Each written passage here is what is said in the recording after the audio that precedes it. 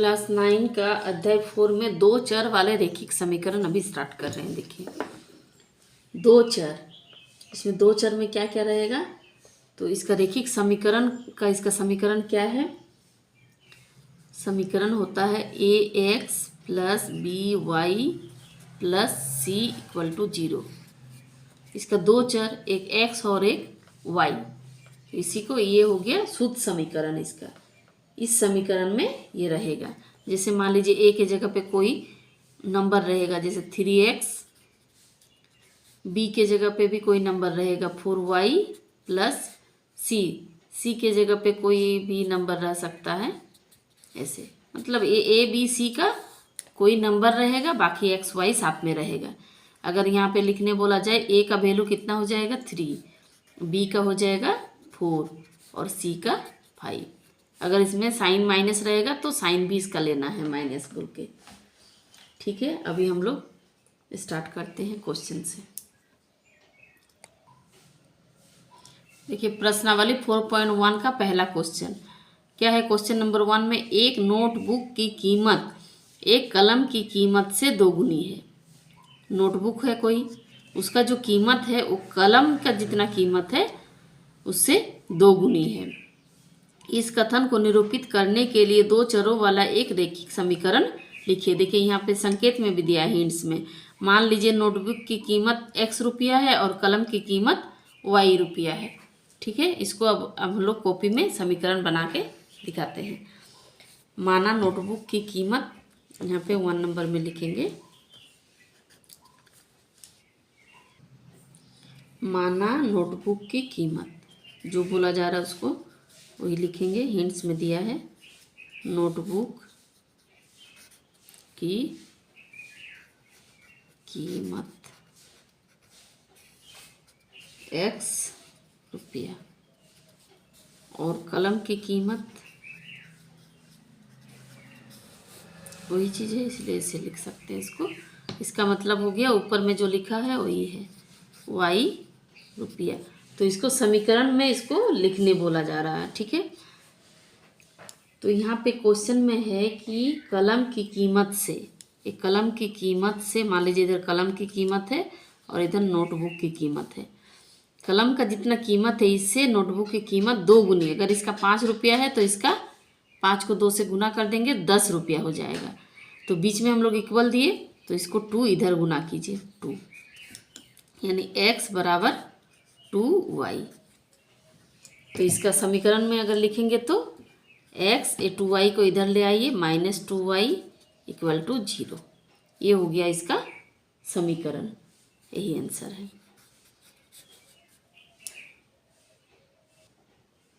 फिर 2 number question देखें क्या है। निम्नलिखित रैखिक समीकरणों को ax प्लस by प्लस सी बराबर 0 के रूप में व्यक्त कीजिए। ये जो समीकरण दिया गया है इस रूप में व्यक्त करना है और प्रत्येक स्थिति में a, b और c के मान बताइए। इसमें से a, b और c के मान भी बताना है। देखिए पहले इस फॉर्म में लिखेंगे ax plus by plus c equal to 0। इस फॉर्म में पहले लिखने बोला जा रहा। तो देखिए इस फॉर्म में ये तो 2x पहले से है ही, 2x प्लस 3y, और ये जो है ये इस साइड में ले आना पड़ेगा उसको। ये प्लस में इधर आने से माइनस 9.35 इक्वल टू 0। ये देखिए इस फॉर्म में हो गया by, ये प्लस सी है लेकिन यहाँ साइन हो जा रहा माइनस। तो अभी इसमें a, b, c का मान भी लिखना होगा। a का मान इसमें क्या हो जाएगा, a के जगह पे है 2 और b का हो जाएगा 3 और c का हो जाएगा -9.35।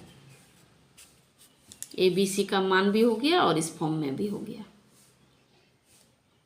नेक्स्ट है 2 नंबर क्या है, x minus y by 5 minus 10 equal to 0।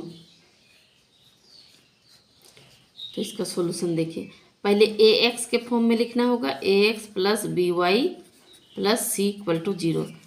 तो ax मतलब x, ये मतलब 1 into x plus B y, b के जगह पे कितना है -1/5, मतलब वही फॉर्म होगा, -1/5 इंटू वाई है और -10 सी के जगह पे, ये इस फॉर्म में हो गया।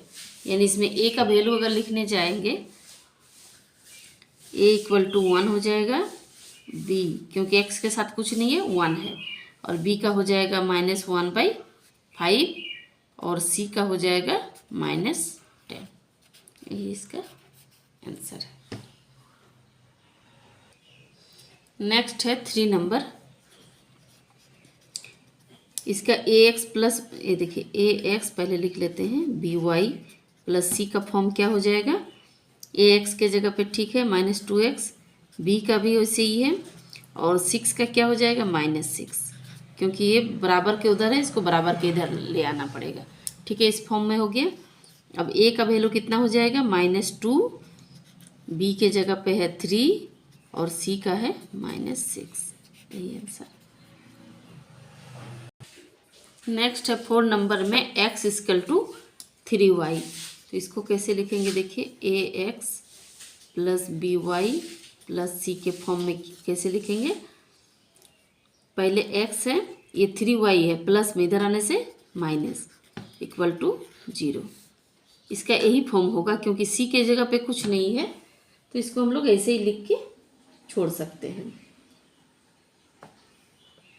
तो इसमें सी का वैल्यू क्या हो जाएगा, ए बी सी का वैल्यू लिखते हैं। देखिए ए का वैल्यू हो जाएगा, इसके साथ कुछ नहीं मतलब 1 है, और बी का है -3 और सी का, सी के जगह पे कुछ है ही नहीं इसलिए सी का 0। उसको +0 भी लिख सकते हैं हम लोग, +0 इक्वल टू 0 ऐसे भी लिख सकते हैं, और जो लिखा हुआ था वो भी उसको कर सकते हैं। ठीक है, उसमें कोई दिक्कत नहीं है। उसके बाद है 5 नंबर। 5 नंबर में क्या है, 2x इक्वल टू -5y। तो इसका देखिए सॉल्यूशन करेंगे तो क्या आएगा, 2x, ये -5y इधर आने से +5y इक्वल टू 0। तो ये ax plus by plus C के फॉर्म में लिखेंगे तो वही हो जाएगा 2x प्लस 5y, और सी का कुछ नहीं है, 0 भी दे सकते हैं, नहीं देने से भी चलेगा। ठीक है, अब इसका a का वैल्यू हो गया 2, b का हो गया 5 और c का 0।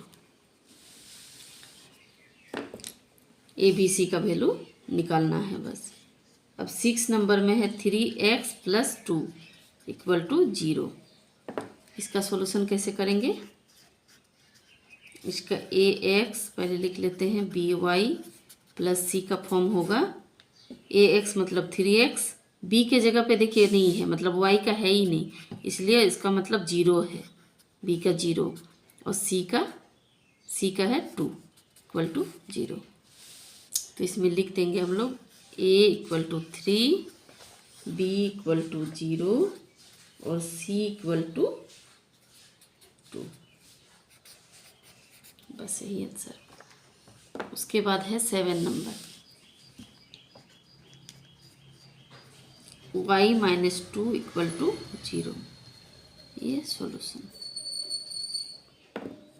इसको इस फॉर्म में लिखेंगे तो ax plus B Y plus c equal to 0 के फॉर्म में। देखिए x के जगह पे कुछ भी नहीं है तो इसलिए क्या लिखेंगे इसमें 0 इंटू एक्स। यहाँ पे इसे पॉइंट भी दे सकते हैं, पॉइंट मतलब गुना हो गया यहाँ पे। 0 इंटू एक्स, वाई के जगह पे कितना है 1 और सी का जगह पे है -2 ब्रैकेट, यानी इसका फॉर्म हो जाएगा 0 into x plus y into 1 y हो जाएगा और -2 इक्वल टू 0। तो इसका ए बी सी का वैल्यू क्या हो जाएगा, ए का हो जाएगा 0, बी का हो जाएगा 1, इसको लिख ही लीजिए 1 और सी के जगह पे हो जाएगा -2। यही आंसर इसका 6 नंबर का। फिर 7 नंबर, 7 नंबर हो गया। अभी 8 number, 5 equal to 2x solution. तो पहले 2x को इधर ले आएंगे तो ये -2x हो जाएगा। पहले लिखा जाता है इसको। 5 - 2x अगर लिख लेते हैं तो x को पहले लिखा जाता है, तो यहाँ -2x + 5 ये हो गया। अब ax + bx + c के फॉर्म में क्या हो जाएगा? a के जगह पे क्या है? x, यानी -2 × x। b के जगह पे y का है ही नहीं कुछ, 0 × y। और c का है 5, यानी a का है -2, b का है 0 और c का है 5। बस यही आंसर।